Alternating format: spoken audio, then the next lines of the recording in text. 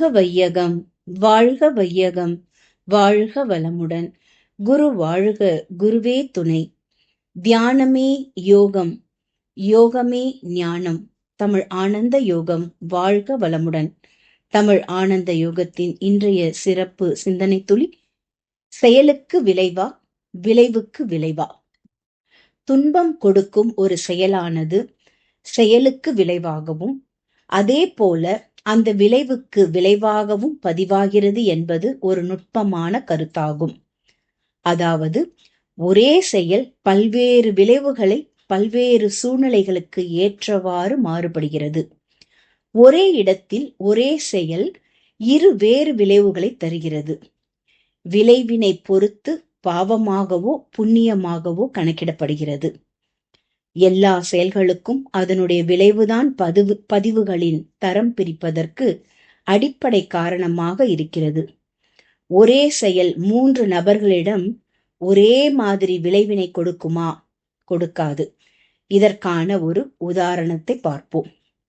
ஒரு நபர் 3 பேர்களிடம் 1000 ரூபாய் வீதமாக ஒவ்வொருவரிடம் ஏமாற்றி பிடுங்கிக் கொள்கிறார். அதாவது அவர்களது உழைப்பினால் ஈட்டிய பணத்தை பறித்துக் கொள்கிறார். இந்த உதாரணத்தில் 3மே பாவச் செயல். இந்த 3மே ஒரே மாதிரியான பாவப்பதிவாக பதிகிறதா என ஆராய்வோம். 3 பேருமே 1000 ரூபாய் தானே இழந்திருக்கிறார்கள் என்று மேலோட்டமாக பார்த்தால் ஒரே மாதிரியான பாவப்பதிவுகள் போல்தான் தோன்றும். அந்த 3 பேர் இழந்த 3000 ரூபாய் அதனை பறித்து கொண்ட ஒருவர் அதே 3000 ரூபாய் இழந்து விட்டால் சரியாகி விடுமா? அப்படியெல்லாம் சரியாகாது. இறைநிலை இதையெல்லாம் கணக்கில் கொள்ளாது. கருமையம் அதனை மிக சரியாக துல்லியமாக கணக்கிடும். அது மன உணர்வு என்பதை அடிப்படையாக கொண்டுதான் துன்ப விளைவுகளை கணக்கீடு செய்யும். ஒவ்வொரு உயிரினத்திற்கும் மன உணர்வு என்பது ஒன்று உள்ளது. அந்த உயிரினம் அனுபவித்த துன்பமான மன உணர்வினை பொறுத்து பதிவுகளின் தன்மை மாறுபடும். ஜட பொருட்களுக்கு இந்த மனம் என்ற ஒன்று இல்லாததால் அவைகளுக்கு எந்த செயல் செய்தாலும் அது பாவமாகவோ புண்ணியமாகவோ கருதப்படாது. சிற்பி ஒருவர் கல்லை செதுக்கி சிலை வடிக்கிறார். உளியால் அவர் செதுக்கும் போது பாறைக்கு மனம் என்பது இல்லாததால் அதற்கு எந்த ஒரு உணர்வும் இருக்காது. எனவே பாவம் புண்ணியம் என்பது உயிருள்ள ஜீவன்களுக்கு மட்டுமே பொருந்தக்கூடியதாக இருக்கும். ஆகவே அந்த 3 பேரும் இழந்த 1000 ரூபாயினால் அவர்கள் மனதளவில் துன்புற்ற மன உணர்வு எவ்வாறாக இருந்தது என்பதற்கேற்ற விளைவுகள் பதிவாக பணம் பறித்தவரின் கருமையத்தில் சென்றடைந்து விடும். இழந்த 1000 ரூபாயினால் பெற்ற மனதின் வலியும் உணர்வும் ஒரே மாதிரியாக இருக்காது. இதன் அடிப்படையிலேயே ஒவ்வொருவரும் பெற்ற மன உணர்வின் அடிப்படையிலே கருமையத்தில் பதிவாக வைக்கப்படும். செயலின் அடிப்படையில் விளைவு இல்லை என்றும் அந்த செயலுக்கான விளைவின் அடிப்படையில்தான் விளைவு உண்டு என்றும் விளங்கிக் கொள்ள வேண்டும். அதாவது எந்த ஒரு செயல் செய்தாலும் அதற்கு 2 விளைவுகள் உண்டு என்று புரிந்து கொள்ள வேண்டும். ஒன்று நேரடியாக அமையக்கூடிய ஒரு விளைவு. நேரடியாக ஒரு நபரோடு தொடர்பு கொண்டு செயலை செய்கிறோம். அந்த செயலினால் அந்த நபர் மனதால் உணரக்கூடிய உணர்வு என்பது முதல் விளைவு. செயலினால் அந்த நபர் மனதால் உணரக்கூடிய உணர்வு என்பது முதல் விளைவு. 2, அந்த விளைவுக்கு தக்க மற்றொரு விளைவு நமது கருமையத்தில் நடக்கக்கூடிய ஒன்றாக இருக்கிறது. செயல் விளைவு தத்துவத்தின் அடிப்படையில் எந்த ஒரு செயலை செய்தாலும் செயலுக்கான விளைவு புறத்தில் ஏதோ ஒரு உயிரினத்திற்கு நடக்கக்கூடியது. இதுதான் செயலுக்கு விளைவு. அந்த விளைவுக்கு ஒரு விளைவு வருகிறதே, அதுதான் விளைவுக்கு விளைவு. இறைஞான ஆசிரியர் நன்மணி ஐயா அவர்களுக்கு நன்றிகள். வாழ்க வளமுடன் ஐயா.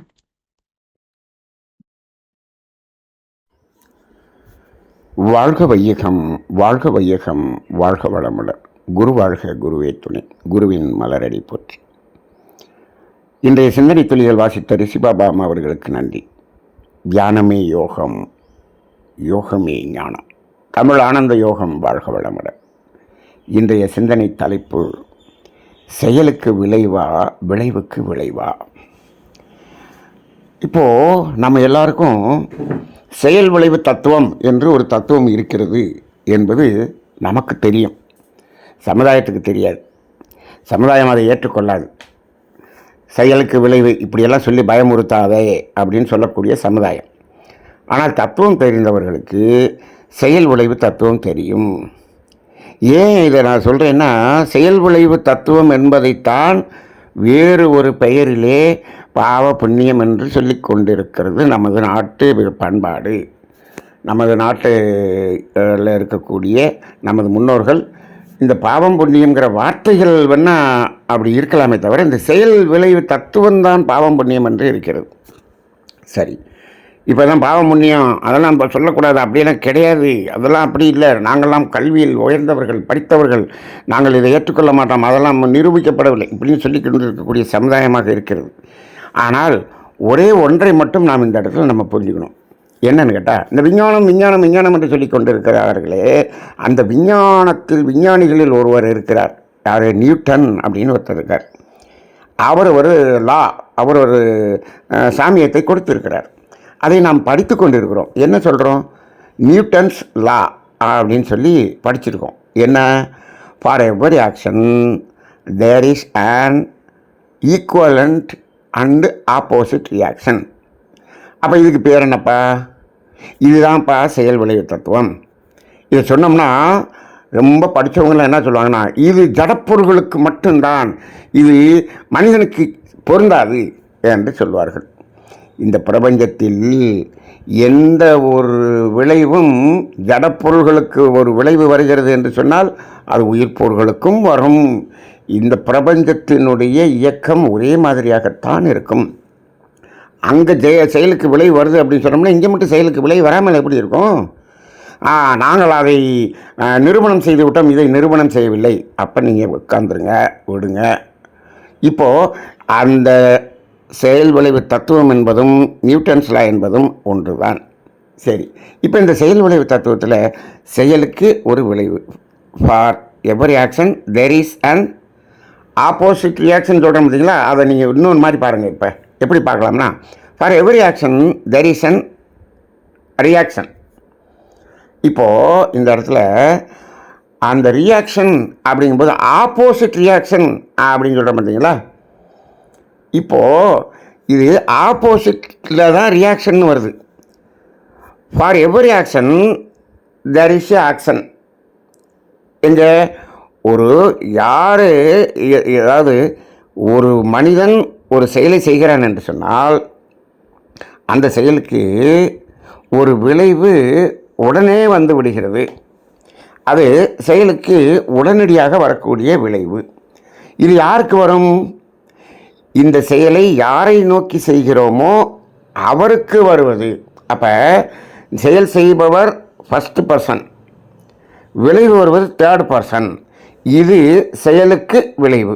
இதைத்தான் செயலுக்கு விளைவு என்று சொல்கிறோம். இது வரும். சரி, இப்போது இந்த விளைவு இருக்கிறதோ அது தேர்ட் பர்சன் இருக்கு இல்லையா? அந்த தேர்ட் பர்சனுடைய விளைவு இருக்கிறதே, அந்த விளைவுக்கு இந்த செயலை செய்தாரே அவருக்கு ஒரு விளைவு வரும். இதைத்தான் ரீஆக்ஷன், ஆப்போசிட் ரியாக்ஷன். அந்த விளைவு வந்துருச்சு, அந்த விளைவு திரும்பி வருது பாருங்கள். திரும்பி வர்றதுக்கு பிறகு தான் ஆப்போசிட் ரியாக்ஷன். அது எப்படி வரும்? ஈக்குவலண்ட் அண்ட் ஆப்போசிட் ரியாக்ஷன்னு நியூட்டன் சொல்லியிருக்கிறார். அப்போ என்ன, அது ஒரு செயல் செய்கிறோம், ஒரு விளைவு வந்து விடுகிறது, அது உடனடியான விளைவு. அந்த விளைவு எந்த அளவுக்கு இருக்கிறதோ அதே அளவுக்கான விளைவு, அந்த விளைவுக்கு இன்னொரு விளைவு யார் வருகிறது? செய்தவருக்கு வருகிறது. அதுதான் விளைவுக்கு விளைவு. அப்போ இந்த செயல் விளைவு தத்துவத்தை நம்ம எப்படி பார்க்கணும்? ரெண்டு விதமாக பார்க்கணும். இமீடியட் ஆக்ஷன் அப்படிங்கிறது ஒன்று, ஆப்போசிட் ரியாக்ஷனுங்கிறது ஒன்று. அந்த ஆப்போசிட் ரியாக்ஷனுங்கிறது தான் என்ன ஆகுதுன்னா, அந்த பாவப்பதிவாக இருந்து காலத்தால் வருகிறது. அப்போ அந்த பாவப்பதிவாக பதியும் போதே அது எந்த அளவு விளைவை வெளிப்படுத்த வேண்டும் என்ற கணக்கீடோடு தான் பதிகிறது. அந்த கணக்கீடு என்பது எதை பொறுத்து இருக்கிறது என்று சொன்னால், ஒரு செயல் செய்யும்போது அடுத்தவருக்கு எவ்வளவு விளைவு வந்ததோ அந்த அளவு தான் இந்த கணக்கீடு. அந்த அளவுக்கு விளைவை வர வேண்டும் என்ற ஒரு கணக்கீட்டோடு தான் அது பதிகிறது. அப்போ ஒரு பதியும் போது அந்த பதிவுக்கு எவ்வளவு வீரியமான விளைவு வர வேண்டும் என்பது நிர்ணயமாகி விடுகிறது. ஆனால் அதற்குரிய காலம்தான் என்ன பண்ணலை, நிர்ணயம் பண்ணலை. அந்த காரணம் தள்ளி போடப்படுகிறது. இதைத்தான் நம்ம பல இடத்துல சொல்லியிருக்கோம். அந்த காரணத்தை நிறுத்தி வைத்திருக்கிறது எது? இயற்கை. எதுக்காக? நாம் அதை துன்பமாக வரவிடாமல் அதை அழித்து கொள்வதற்கு நமக்கு ஒரு வாய்ப்பை கொடுத்து அதை நிறுத்தி வைத்திருக்கிறது என்று இது பல தடவை நம்ம பேசிட்டோம். சரி, அப்போ இதுதான் செயலுக்கு விளைவு, விளைவுக்கு விளைவு. சரி சார், இதை ஏன் இப்படி பார்க்கணும்? வெறும் செயல் விளைவு தத்துவம்னு பார்த்துட்டா என்ன அப்படின்னு சொன்னால், அதுக்காகத்தான் புரிஞ்சுக்கிறது தான் இப்போ நம்ம இந்த சிந்தனையில் ஒரு உதாரணத்தை சொல்லியிருக்கிறோம். என்ன உதாரணம்? அப்போ 3 பேரிட 1000 ரூபாய் ஏமாற்றிட்டாரு. சரி, இவர் 3000 ரூபாய் ஏமாந்துட்டார். அப்போ 3000க்கு 3000 சரியாக போச்சு இல்லை, இப்படி பார்க்குறோம். இது என்ன? இது செயல் விளைவு தத்துவம் தான் அப்படின்னு பார்த்துறோம். இப்போ என்ன வச்சு இந்த செயலை வைத்து நீ ஏமாத்துனது எவ்வளவு? 3000 ரூபா. அதனால் 3000 ரூபா இவர்கிட்ட ஏமாற்றப்பட்டு விட்டார்னு சரியாக போச்சுன்னு நினைக்கிறோம். அப்போ இந்த செயலை வைத்து இந்த நம்ம விளைவை கணிக்கிறோம். செயலை வைத்து அந்த பாதிக்கப்பட்டவருடைய விளைவை கணித்து அந்த விளைவுக்கு நமக்கு விளைவு வருவது தான் நமக்கு வரக்கூடிய விளைவை தவிர நம்ம செயலை வைத்தே நம்ம விளைவை கணித்து விடுகிறோம். இது மனிதன் கணிக்கக்கூடியது. 3000 ரூபாய் ஏமாத்தினே 3000 ரூபாய் போயிடுச்சு, இது மனிதன் கணிக்கக்கூடியது. ஆனால் இயற்கையாகிய அந்த இறைநிலை எப்படி பண்ணுதுன்னா, நீ 3000 ரூபாய் ஏமாத்தினப்ப அது ஏமாற்றப்பட்டவனுடைய விளைவு எவ்வளவு என்பதை அது நீ கணிக்கிறது இல்லை. நம்மள்கிட்ட அந்த வேலையே கொடுக்கல. அது இயற்கை கணித்துக் கொள்கிறது, இறைநிலை கணித்துக் கொள்கிறது, இறை அறிவு கவனித்துக் கொள்கிறது, அதை கணிக்கிறது. நம்மளை கணிக்க சொன்னோம்னா இப்படி தான் கணிப்போம். 3000க்கு 3000 சரியாக போச்சுன்னு தான் கணிப்போம். ஆனால் இது கணிக்கக்கூடியது இறை அறிவு. அது என்ன பண்ணுது? அப்போ 3 பேர்கிட்ட ஏமாற்றணுமே, அதில் ஒருத்தர் மாதம் 1 லட்சம் சம்பாதிக்கிறவர், ஒருத்தர் மாதம் 10,000 சம்பாதிக்கிறவர், ஒருத்தர் டெய்லி ஒரு 200 ரூபா கூலிக்கு போகிறவர். 3 பேருக்கும் அந்த 1000 ரூபா ஏமாற்றப்பட்ட போது அந்த 3 பேருக்கும் ஏற்பட்ட துன்ப விளைவு என்பது ஒரே மாதிரி இருக்குமா? இருக்காதுல்ல. அப்போ அந்த 200 ரூபா கூலிக்கு போகிறவர் எவ்வளவு கஷ்டப்பட்டிருப்பார், இந்த 1 லட்சம் இருக்கவர் எவ்வளோ கஷ்டப்பட்டிருப்பார். நீ 1000ஐ 1000ஆகவே கணக்கு எடுக்கிறாய். இது மனிதனுடைய அறிவு. ஆனால் இறை அறிவு என்ன பண்ணுது? அந்த 200 ரூபா கூலிக்கு போனாரே அவர் 1000 ரூபாய் ஏமாறும் பொழுது அவருடைய மன உணர்வு 30,000 டிகிரி துன்பப்படுது. இந்த 1 லட்ச ரூபா சம்பாதிக்கிறவருக்கு வெறும் 300 டிகிரி தான் துன்பப்படுது. இப்போது இந்த 3 பதிவும் இங்கு பதியப்படும் போது அந்த செயலுக்கு பதிவு கிடையாது, செயலினுடைய விளைவுக்குத்தான் பதிவு. இதைத்தான் பாவப்பதிவு என்று சொல்கிறோமே, அந்த பாவப்பதிவு என்பது இந்த செயலினுடைய விளைவுக்குத்தான் பதிவு. அப்போ என்ன ஆகும்? அந்த முதல் நம்பர்கிட்ட ஏமாத்தணுமே அதுக்கு 300 டிகிரின்னு பதியும். ஆனால் 3வது நம்பர்கிட்ட ஏமாத்தணுமே 30,000 டிகிரின்னு பதியும். இப்போ விளைவு வரும் பொழுது நீ 1000க்கு 1000 ஏமாந்துட்டா சரியாக போச்சுன்னா இல்லை. அங்கு விளைவு எப்படி வரும்னா, நீ அந்த விளைவு வரும் பொழுது அந்த 30,000 டிகிரி மனதால் நீ துன்பத்தை அனுபவிக்க வேண்டும். அப்போ இந்த விளைவு வரும்போது நீ எவ்வளவு வசதியில் இருக்கிற, நீ என்ன நிலையில் இருக்கிற, உன்னுடைய ஸ்டேட்டஸ் என்ன. அப்போ 30,000 டிகிரி நீ மனசில் துன்பப்படணும்னா நீ இப்போ இருக்கக்கூடிய நிலையில் என்ன நடந்தால் நீ அந்த அளவுக்கு துன்பப்படுவாய் என்று இயற்கை கணிக்கிறது. ஒரு உதாரணத்துக்கு வச்சுக்கோமே, ஒரு பைபாஸ் சர்ஜரி பண்ணி 5 லட்ச ரூபா செலவு பண்ணாதான் 30,000 டிகிரி நீ துன்பப்படுவ அப்படிங்கிற ஸ்டேட்டஸில் நீ அந்த நிலையில் இருக்கேன்னு வச்சுக்கோ. அப்போ இதே ஒரு 100 ரூபா ஒரு கூலியில் இருக்கிறார் அப்படின்னு வச்சுக்கோங்க. அவர் கூலிக்காரராக இருந்தார்னா அவர் 1000 ரூபாய் இழந்தாலே அவ்வளோ கஷ்டப்படுவார். ஆனால் இப்போ நீ என்ன பண்ணுற? நீ நல்ல மாதம் 2 லட்ச ரூபா நல்ல வருமானத்தில் நல்ல வசதியாக இருக்கிற. இப்போ இந்த விளைவு வர வேண்டி இருக்கிறது.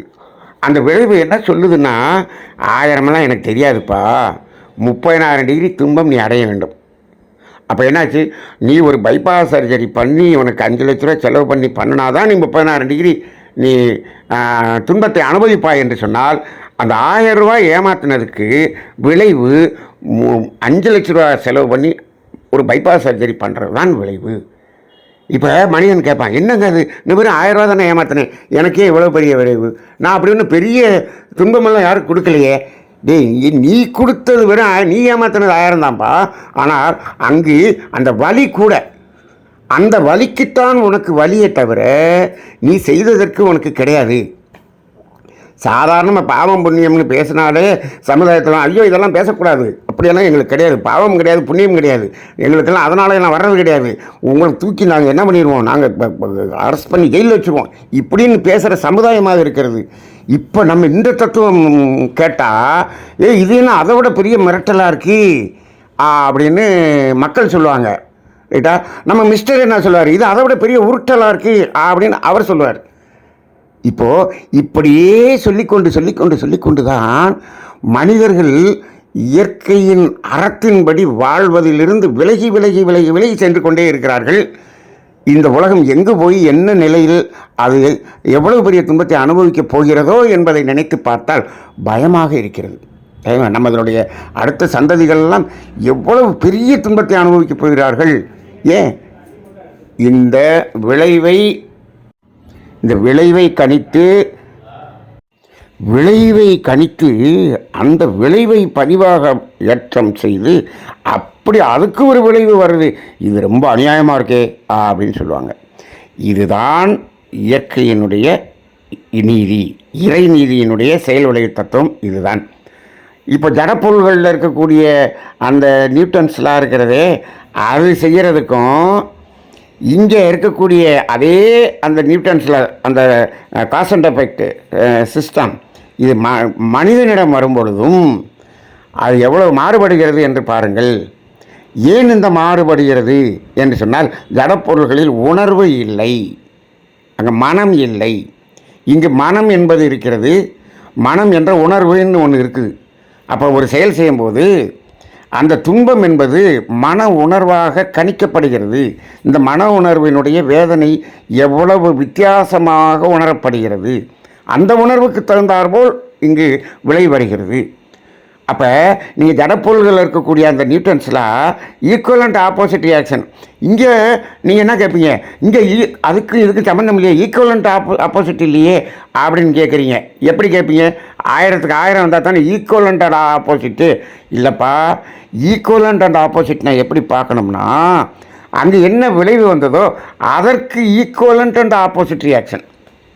நீ ஒரு துன்பத்தை கொடுத்து விட்டாய், அந்த துன்பப்பட்டவருக்கு எவ்வளவு துன்பப்பட்டார் என்பதற்கு ஈக்குவலண்ட் சமமான எதிர்விளைவு, அப்படி தான் எடுத்துக்கணும். அப்போ நீங்கள் இப்போ செயலுக்கு விளைவுன்னு பார்க்கணுமா, விளைவுக்கு விளைவுன்னு பார்க்கணுமா?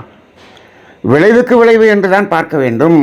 அப்போ இந்த செயல் விளைவு தத்துவம் என்பது இவ்வளவு ஆழமாக புரிந்து கொள்ள வேண்டிய ஒரு தத்துவமாக இருக்கிறது. அப்போ இதை எல்லாத்தையும் பாவம் புண்ணியம் என்பதை பற்றி சொல்லாமல் எப்படி சொல்ல முடியும்? சரி, இப்போது இந்த 1000 ரூபா ஏமாத்துறத வச்சு நம்ம மன உணர்வை கணிச்சிட்டோம்ல. இப்போ இதே இந்த பாவப்பதிவைக்கே நான் இன்னொரு விதமாக பார்ப்போம். இப்போது ஒரு நபருக்கு என்ன பண்ணுறோம், பண ரீதியாக இல்லை, மன ரீதியாக ஏதோ ஒன்று துன்பம் கொடுத்துறோம், மன ரீதியாக துன்பம் கொடுக்குறோம். இப்படி பாருங்கள், ஒரு மனிதன் பிறருக்கு துன்பம் கொடுத்துக்கிட்டே இருக்கக்கூடிய ஒரு மனிதன், வெறும் அக்கிரமம் பண்ணிக்கிட்டு இருக்கக்கூடிய ஒரு மனிதன், அவனுக்கு நீங்கள் துன்பம் கொடுக்கிறீர்கள். சரி, இப்போ இதுக்கு யாருக்காக இருந்தாலும் அது பதிவு தானே, அவனுக்கு நீங்கள் துன்பம் கொடுத்தாலும் பதிவு தானே. சரி, இப்போது ஒருத்தர் யாருக்கும் துன்பமே கொடுக்க மாட்டார், அவருக்கு துன்பம் கொடுக்குறீங்க. இது 2வது இடம். 3வது இன்னொருத்தர் இருக்கார், அப்படி யாருக்கு துன்பமும் கொடுக்க மாட்டார், எல்லாருடைய துன்பத்தையும் போக்குவார், அவருக்கு துன்பம் கொடுக்குறீங்க. இந்த 3 பேருக்கும் நீங்கள் என்ன பண்ணுறீங்க, 3 பேரையும் திட்டுறீங்க, ஏதோ சொல்லி 3 பேரையும் திட்டுறீங்க.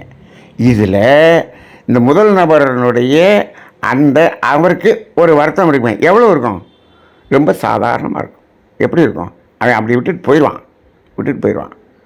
ஆனால் இந்த 3வது நபர் இருக்கார் பாருங்கள், யாருக்கு துன்பமும் கொடுக்க மாட்டார், ஆனால் துன்பத்தையும் போக்குவார். அவருக்கு நீங்கள் சொல்லும்போது அவர் என்ன பண்ணுவார், வேதனை அடைவார் இல்லையா? வேதனையாக இருக்குமா? இருக்கும். அப்போ ஒரு துன்பம் போக்குற அதான் சொல்லுவாங்க, ஒரு நல்லவனுக்கு நீ வந்து துன்பம் கொடுத்துட்டேன்னு வச்சுக்க, அதில் வரக்கூடிய அந்த பதிவினுடைய அந்த தன்மை வேறு. ஆனால் ஒரு மோசமானவனுக்கு நீங்கள் ஒரு துன்பம் கொடுக்குறீங்கன்னு வச்சுக்கோங்க, அதுலேருந்து வரக்கூடிய துன்பம் வேறு. அவன் அப்படியே ஓன்ட்டு போய்கிட்டே இருப்பான். ஆனால் இவர் வேதனைப்படுவார். அப்போ ஒருவன் செய்யாத ஒரு குற்றத்துக்கு குற்றம் சுமத்தப்பட்டு தண்டனை கொடுக்கப்படுகிறதுன்னு வச்சுக்கோங்க. இப்போ அவனை எப்படி இழுத்து விட்டாங்கன்னு வச்சுக்கோங்க, அதுக்காக வேலை செஞ்ச அத்தனை அதிகாரி அத்தனை நீதிபதி வரைக்கும் இவருடைய வேதனையினுடைய அந்த பதிவினுடைய அலைகள் தாக்கத்தானே செய்யும். அப்போ அதனால தான் என்ன சொல்கிறாங்க, ஒரு குற்றவாளி வெளியில் இருந்துட்டாலும் பரவாயில்ல, ஒரு நிரபராதி உள்ளே போயிடக்கூடாது அப்படின்னு ஒரு எல்லாரும் சொல்கிறாங்களே. எதுக்காக சொல்கிறாங்க அப்படின்னு சொன்னால், ஒரு நிரபராதி உள்ளே போயிட்டா அந்த வேதனை இருக்கிறதே அதனுடைய அந்த டிகிரி அளப்பரிய டிகிரியாக இருக்கும். அப்போ அது அந்த தண்டனை கொடுத்த அதில் சம்பந்தப்பட்ட அத்தனை அதிகாரிகள் வரைக்கும் அது என்ன ஆயிரும், தாக்கிரும். அது நம்ம குடும்பத்துக்கு பாதிப்பை ஏற்படுத்திடும். இதில் மட்டும் ரொம்ப கேர்ஃபுல்லாக இருக்கணும்ப்பா அப்படின்னு சொல்கிறாங்க.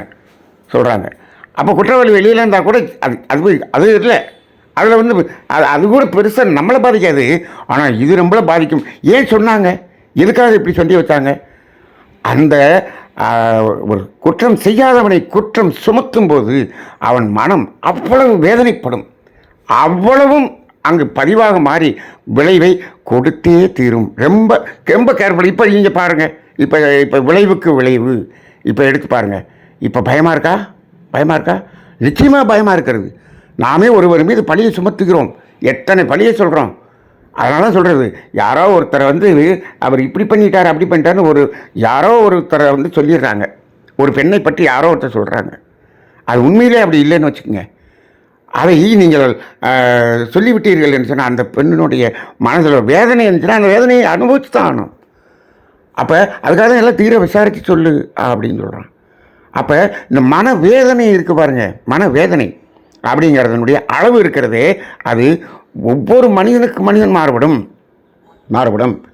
அப்போ இது பொருளாதார ரீதியாக நம்ம அதில் உதாரணத்தை பார்த்தோம்.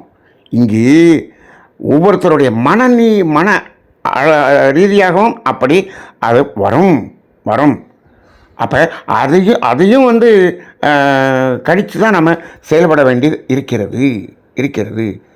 அப்போ அந்த அடிப்படையில் அந்த விளைவு என்பது எவ்வளவு வேதனை என்ற அளவில் இருக்கிறதோ அந்த விளைவுக்கு சமமான ஈக்குவலண்ட் ரியாக்ஷன் தான் நமக்கு வருகிறதை தவிர இதை செயல் விளைவு என்பதை இப்படி பார்க்க வேண்டும் என்ற அடிப்படையில் நாம் இதை புரிந்து கொள்ள வேண்டும்.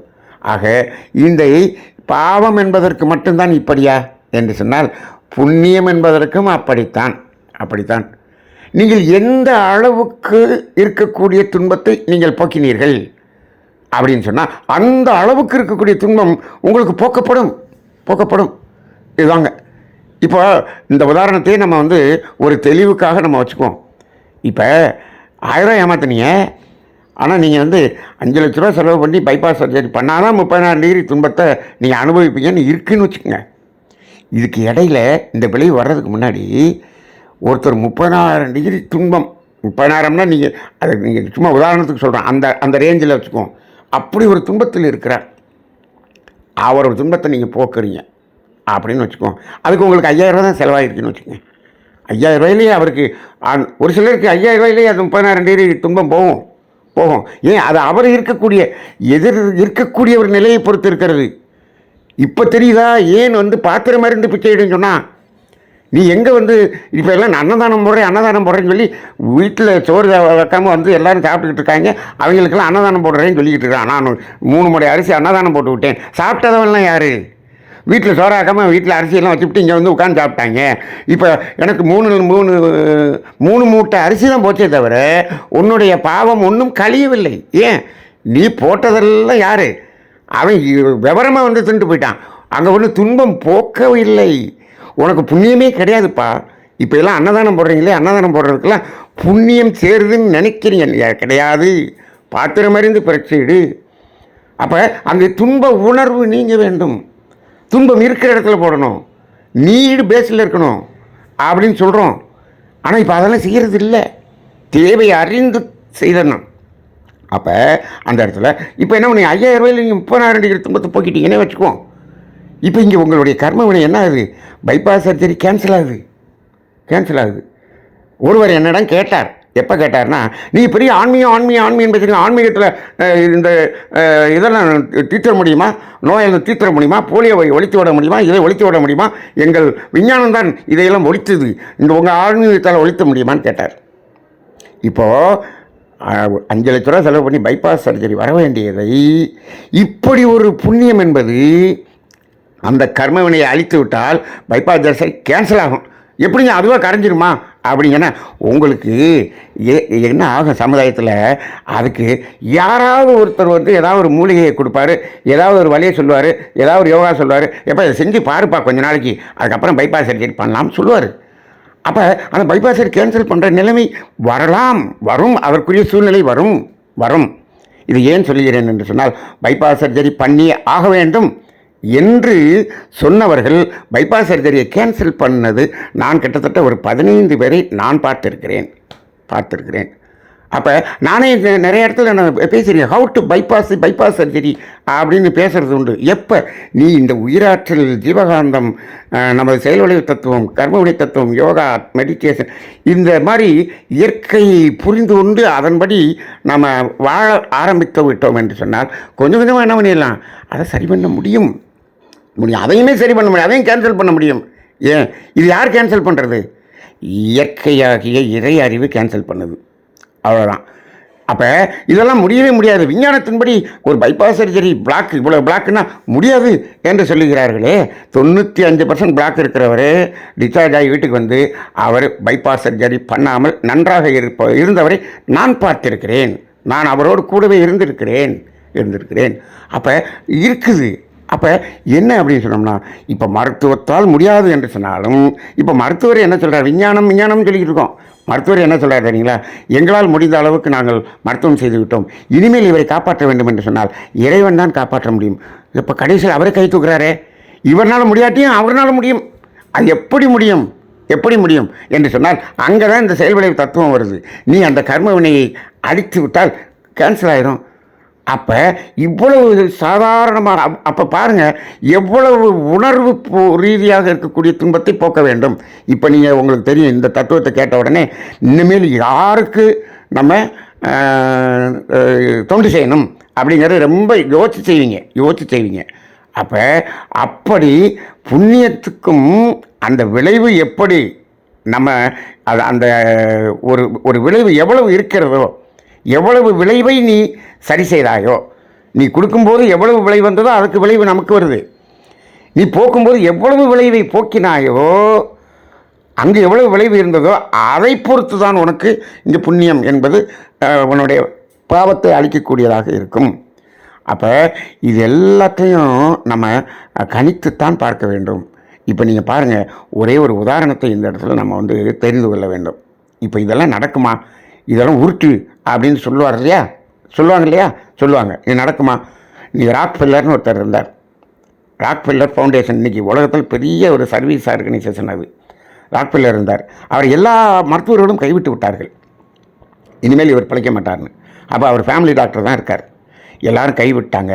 இனிமேல் நீங்கள் பிழைக்கிறதுக்கு மருத்துவர்களால் ஒன்றும் வழி இல்லை, இனிமேல் இறைவன் நினைத்தால்தான் நீங்கள் குணமாக முடியும் அப்படின்னு அந்த டாக்டர் சொல்லிட்டார்.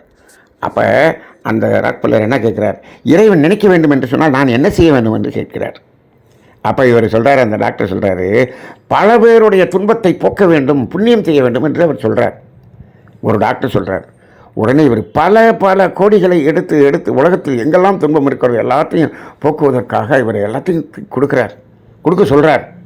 கொடுக்க அவருடைய ஹெல்த் இம்ப்ரூவ் ஆகி அவர் என்ன ஆகிட்டார்? பிழைச்சி வந்துட்டார். வந்த பிறகு தனது அத்தனை கோடி சொத்துக்களையும் அறக்கட்டளையாக மாற்றி உலகத்தில் எங்கு துன்பம் இருந்தாலும் கொடுங்கள் என்று கொடுத்தார். அதுதான் ராக்ஃபெல்லர் ஃபவுண்டேஷன். உலகத்தில் பெரிய ஒரு ஆர்கனைசேஷன் அது. இன்றைக்கும் அதனுடைய ஃபவுண்டேஷன் இருக்கிறது. அப்போ இது எப்படி நடந்தது?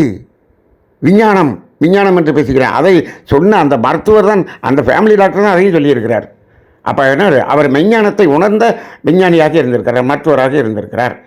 அதனால் இப்போ நம்ம மெஞ்ஞானம் தான் உயர்ந்தது என்று நம்ம சொல்லவில்லை.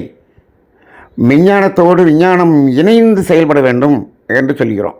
இப்போ என்னாச்சு, மெய்ஞானத்தை எதிர்ப்பது தான் விஞ்ஞானம் என்ற நிலைமைக்கு இப்போ படித்தவங்கெல்லாம் அப்படி ஆயிட்டாங்க. மெய்ஞானிகள் விஞ்ஞானத்தை ஏற்றுக்கொள்கிறார்கள், ஆனால் விஞ்ஞானிகள் மெய்ஞானத்தை ஏற்றுக்கொள்வதில்லை. அப்போ என்ன, இது ரெண்டும் இணைஞ்சு போகணும். இது ஐன்ஸ்டீனிலேருந்து நியூட்டன்லேருந்து அவங்க ஐன்ஸ்டீன் கடைசியில் இதைத்தான் சொல்லிவிட்டு சென்றார். அதை எழுதியும் செய்தார். அது எழுதியது வெளியே வரவில்லை. கடைசியாக அவர் இறக்கும்போது எழுதிய அந்த தத்துவம் வெளியில் வரவில்லை. அப்போ அது விஞ்ஞானமும் மெஞ்ஞானமும் இணைய வேண்டும். மெஞ்ஞானமும் இணையலை அப்படின்னு சொன்னோம்னா அதுக்கு அவர் சில வார்த்தைகளை சொன்னார். அந்த வார்த்தைகளை நாம் இப்போ சொல்லுவதற்கு வேண்டாம் என்று தோன்றுகிறது, அதனால் சொல்லலை. உங்களுக்கு தெரியும். அப்போ அந்த விஞ்ஞானிகளும் அப்படித்தான் சொல்லி இருந்திருக்கிறார்கள். ஆக இந்த நியூட்டன்ஸ் லா என்பது ஜடப்பொருள்களுக்கு அங்கு சொல்லப்பட்டிருந்தாலும் அது நமக்கும் பொருந்துகிறது. ஆனால் இது உணர்வு பூர்வமாக எடுக்க வேண்டியதாக இருக்கிறது. அங்கு அப்படி இல்லை. ஜடப்பொருள்களில் இருக்கக்கூடியது ஸ்ட்ரைட்டாக அந்த ஆக்ஷன் ரியாக்ஷன். இங்கு எவ்வளவு உணர்வு மாறுபடுகிறதோ அது மாதிரி மாறுபடும். அங்கே அப்படி வராது. இவ்வளவு ஹைட்ரோக்ளோரிக் ஆசிட், இவ்வளவு நைட்ரிக் ஆசிட், இப்போ இது கலந்தால் என்ன வரும், அவ்வளோதான் வரும், கரெக்டாக தான் வரும். ஆனால் இங்கே அப்படி இல்லை. 1000 ஏமாத்துறோம், ஆனால் 3 பக்கம் அங்கே விளைவு வேறு மாதிரி இருக்குது. ஏன், இது மன உணர்வு சம்பந்தப்பட்டதாக இருக்கிறது. அதனால் அந்த விளைவுக்கு ஒரு விளைவு வருகிறது என்று பார்க்கும் பொழுது இப்பொழுதுதான் இந்த இறைநீதியை நாம் உணர்ந்து கொள்ள முடியும். இந்த அளவுக்கு உணர்ந்து கொண்டால்தான் மனிதனுடைய செயல் மாற்றம் வரும். ஆனால் மகரிஷியினுடைய இந்த செயல் விளைவு தத்துவத்தை இவ்வளவு ஆழமாக உணர வேண்டும் என்ற ஒரு சிறிய சிந்தனையை நாம் இங்கு சிந்தனையாக எடுத்திருக்கிறோம். இதை ஒரு ஆழமாக சிந்திக்க வேண்டும் என்று சொன்னால் அது வேறு ஒரு தளத்திலே நாம் இதை சிந்திப்போம். இன்றைய சிந்தனையாக எடுத்துக்கொண்டு நாம் நமது சிந்தனையை, நமது செயலை மாற்றிக்கொள்வோம். நமது குழந்தைகள், நமது சந்ததியினுடைய செயலை மாற்றுவதற்கு அவர்களுக்கு உதவி, நமது சந்ததிகளையும் நமது குழந்தைகளையும் நல்வழியில் அறத்தில் வாழ்வதற்கு நாம் இந்த சிந்தனையாக்கி அதை பயன்படுத்திக் கொள்வோம். நாம் நமது குடும்பம் நன்றாக வாழட்டும் என்ற அடிப்படையில் இதை பயன்படுத்திக் கொள்ளுங்கள். வாழ்க வளமுடன்.